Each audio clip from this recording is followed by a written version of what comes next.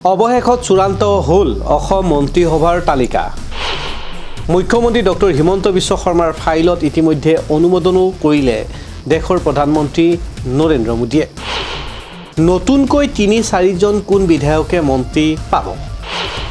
পূৰ্বৰ কেবিনেট পৰ্যায়ৰ মন্ত্ৰী হিচাপে থকা কাৰ নাম কাট গ'ল। ৫ জুনৰ দিনাখন শপত গ্ৰহণ গুৱাহাটী মহানগৰীত নতুন মন্ত্ৰীসভাৰ। নমস্কাৰ প্ৰিয় দৰ্শক, চাই আছে ডিবি নিউজ। বহুত জল্পনা কল্পনা অন্ত পেলাই অৱশেষত দিন নিৰ্ধাৰণ কৰিলে ৫ জুন আৰু ৫ জুনৰ দিনাখন মুখ্যমন্ত্ৰী ডক্টৰ হিমন্ত বিশ্ব শৰ্মাৰ দ্বিতীয় কাৰ্যকালৰ মন্ত্ৰীসভা সম্পৰ্ষণ হ'ব। ইতিমধ্যে 12 মে'ত 4জনকৈ বিধায়কক মন্ত্ৰী হিচাপে দি মুখ্যমন্ত্ৰীৰ সৈতে 5জন সৰ্বমুঠ অসম মন্ত্ৰীসভাত স্থান পাই প্ৰথম কেবিনেটো হৈ গ'ল আৰু এতিয়া সম্পূৰ্ণৰূপে মন্ত্ৰীসভাৰ দপ্তৰ বিতৰণ কাৰ্যসূচী 5 জুনৰ দিনাখন হ'ব।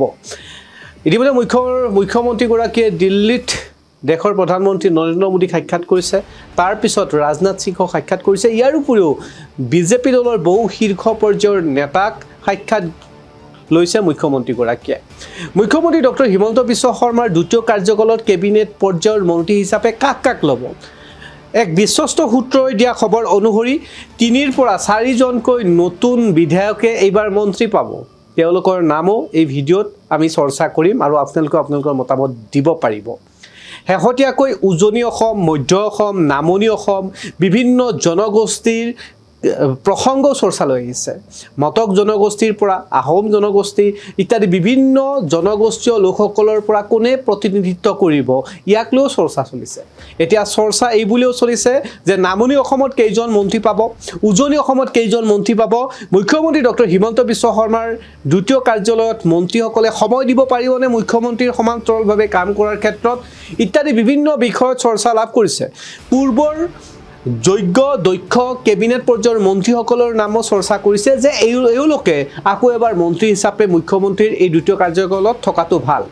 অসম ৰাজ্যখন ভাৰতবৰ্ষৰ অন্যান্য ৰাজ্যৰ লগত আগবঢ়াই বা ফেৰ মাৰিব পৰা বা ভাৰতবৰ্ষৰ ভিতৰত শীৰ্ষৰ 5খন ৰাজ্যৰ ভিতৰত স্থান লাভ কৰিবলৈ হ'লে মুখ্যমন্ত্ৰীৰ সহযোগী হিচাপে থকা মন্ত্ৰীসকলো হ'ব লাগিব কৰ্মদক্ষ আৰু নিজৰ বিভাগসমূহ সম্পূৰ্ণৰূপে নিকাহ পদ্ধতিৰে পৰিচালনা কৰিব পাৰিলেহে অসম ৰাজ্য আগবাঢ়িব ইত্যাদি বিভিন্ন বিষয়ত এতিয়া চৰ্চা চলি আছে। কিয়নো 5 তাৰিখে নতুন মন্ত্ৰীসভা সম্পৰ্ষণক লৈ শপত গ্ৰহণ অনুষ্ঠান গুৱাহাটী মহানগৰীত হ'ব আৰু এই কথা আনুষ্ঠানিকভাৱে মুখ্যমন্ত্ৰী ডক্টৰ হিমন্ত বিশ্ব শৰ্মাই সামাজিক মাধ্যমতে জনালে। লগতে ক'লে যে মই আনন্দ প্ৰকাশ কৰিছোঁ, নতুন মন্ত্ৰীসভা সম্পৰ্ষণ অতি সোনকালে 5 জুনৰ দিনাখন হ'ব। আমাৰ হাতত এখন বিশেষ তালিকা আহি পৰিছে। এই তালিকাখন এটা বিশ্বস্ত সূত্ৰৰ পৰা আমাৰ হাতলৈ আহিছে। পূৰ্বতেও আমি এই তালিকাখনৰ কিছু আভাস আৰু কিছু প্ৰকাশ আমি কৰিছিলোঁ। তাৰ মাজতে আজি আপোনালোকক জনাওঁ যে মুখ্যমন্ত্ৰী ডক্টৰ হিমন্ত বিশ্ব শৰ্মাই 5 জুনৰ দিনাখন শপত লোৱা এই অনুষ্ঠানত নতুন বিধায়ক 4ৰ পৰা 5জনকৈ মন্ত্ৰী হিচাপে শপত গ্ৰহণ কৰিব। কোন হ'ব পাৰে? মানৱ ডেকা হ'ব পাৰে নেকি, তৰংগ গগৈ হ'ব পাৰে নেকি, সুশান্ত বৰগোহাঁই হ'ব পাৰে নেকি ইত্যাদি বিভিন্ন বিষয়ত চৰ্চা চলি আছে। আনকি প্ৰদ্যুৎ বৰদলৈ প্ৰসংগতো চৰ্চা চলিছে, ভূপেন বৰা প্ৰসংগতো চৰ্চা চলিছে। কিন্তু ইতিমধ্যে তালিকা নামসহ মুখ্যমন্ত্ৰীৰ ফাইলত আমাৰ হাতত আহি পৰা সম্ভাৱ্য তালিকাখনৰ ভিতৰত নতুনকৈ কপাল ফুলিব পাৰে, অৰ্থাৎ বিধায়কৰ পৰা মন্ত্ৰী হ'ব পাৰে মানৱ ডেকা, সুশান্ত বুঢ়াগোহাঁই, তৰংগ গগৈ, বলিন চেতিয়াই। এক বিশ্বস্ত সূত্ৰই জনোৱা অনুসৰি এইবাৰ 3ৰ পৰা 4জনকৈ নতুন বিধায়কে মন্ত্ৰী হিচাপে শপত ল'ব। ইয়াৰ উপৰিও পূৰ্বৰ দপ্তৰ লাভ কৰা কেইবাজনো কেবিনেট পৰ্যায়ৰ মন্ত্ৰীৰ নাম এই তালিকাখনত আছে, কিন্তু দপ্তৰসমূহ পৰিৱৰ্তন হ'ব পাৰে। উদাহৰণস্বৰূপে আমি ক'ব পাৰোঁ যে অতুল বৰা, অসম গণ পৰিষদৰ সভাপতি অতুল বৰা পূৰ্বৰ মুখ্যমন্ত্ৰী ডক্টৰ হিমন্ত বিশ্ব শৰ্মাৰ কাৰ্যকালত কৃষি বিভাগটো চাইছিল, কিন্তু এইবাৰ কৃষি বিভাগ অতুল বৰাৰ পৰা আঁতৰাইছে। আমাৰ হাতত আহি পৰা সম্ভাৱ্য তালিকাখন এনেধৰণৰ: কৌশিক ৰায় বিধায়কৰ পৰা মন্ত্ৰী হ'ব পাৰে, কৃষ্ণেন্দু পাল বিধায়কৰ পৰা মন্ত্ৰী হ'ব পাৰে, বৰাকৰ পৰা কৌশিক ৰায় আৰু কৃষ্ণেন্দু পালৰ কপাল ফুলিব পাৰে। আনহাতে বলিন চেতিয়া এইবাৰ মন্ত্ৰী হ'ব পাৰে।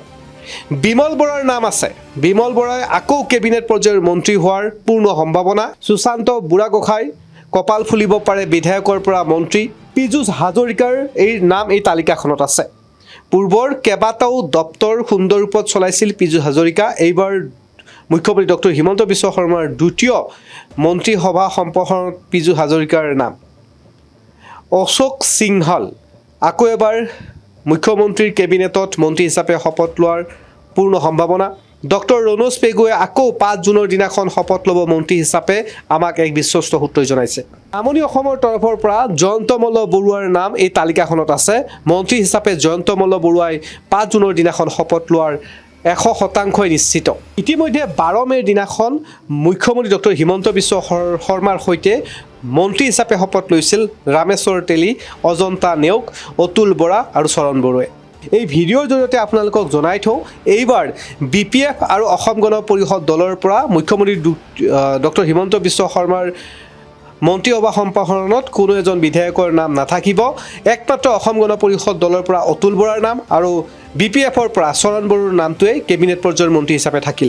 5 জুনৰ দিনাখন সকলো স্পষ্ট হ'ব। আপোনালোকে কি ভাবে, আপোনালোকৰ মতামতসমূহ কমেণ্ট ছেকশ্যনত জনাব।